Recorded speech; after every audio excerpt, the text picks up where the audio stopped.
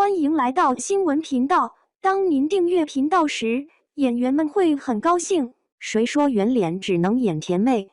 谭松韵的逆袭没靠热搜，没靠绯闻，拿下央8年度剧王。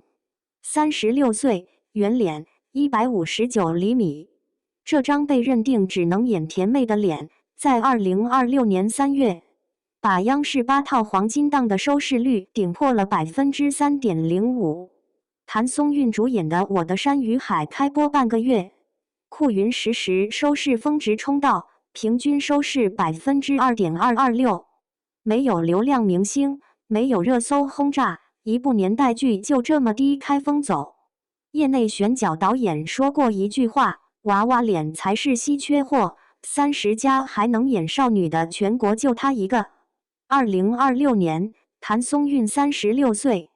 在我的山与海里，她从18岁演到50岁。为了贴近90年代打工妹，她主动减重到82斤，素颜，顶着在河北山区晒了半个月的美黑妆上阵，推着小吃车被城管追，蹲在工地门口扒盒饭，皮肤糙的连打光师都省了板凳。别人在古欧里抢85花的席位，她蹲在现实题材里。等同期开始回炉演校园剧，他已经带着向风而航杀进职场剧，一步错峰，红利全吃。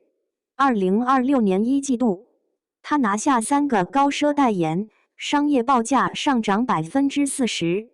一份行业报告显示，他的代言费在1200万元级别。3月最后一天，他的工作室上午官宣国民家居品牌全有代言。下午甩出一组不露品牌的商务大片，把粉丝的好奇心吊到4月。选剧本，他团队有个流传的小道消息：审本子第1页必标女主有没有完整成长线？没有，直接 pause。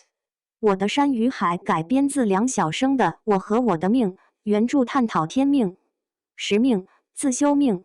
他演的方法之从贵州大山辍学少女到深圳流水线女工，再到负债100万的创业者，最后公司上市。这条完整的成长弧线是他接戏的底线。不拍戏的时候，他神隐回川北老家，狗子蹲过半个月，只拍到他拎着塑料袋买折耳根，回家切成段炒腊肉。收工回酒店，他先给助理煮一碗酸辣粉，再开投影看《动物世界》。赵忠祥一出来，他就跟着念春天来了，万物复苏，念完自己哈哈笑。这份人间烟火气反哺到镜头里就是带泥土味的真实。导演最爱这个。他的团队很小，工作室模式不足10人，没有大公司层层审批。2021年某国际品牌发表不当言论，他的工作室3小时内就发声明终止合作。这种效率，在危机公关以小时计时的娱乐圈，是很多签约艺人团队做不到的。当然也有短板，顶级时尚资源和国际大牌商务相对弱势，但他用国民度和亲民品类补上了。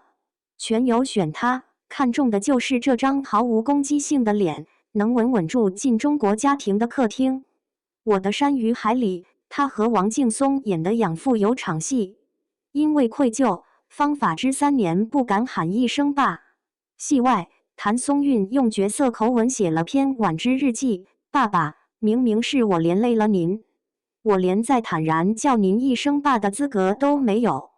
王劲松用剧中父亲语气回：父母在的地方就是家。这段戏里戏外的联动，比任何营销都有力量。2026年4月2日，王立新工作室发文宣布谭松韵将作为嘉宾加入他的巡回演唱会南京站。10年前最好的我们里的耿耿和陆星河，10年后两人再次同台，他的青春粉在评论区刷屏。另一边，他的商业版图在稳步扩张，从剧集热度到商务变现，这不是运气，是一套完整的价值兑现公式。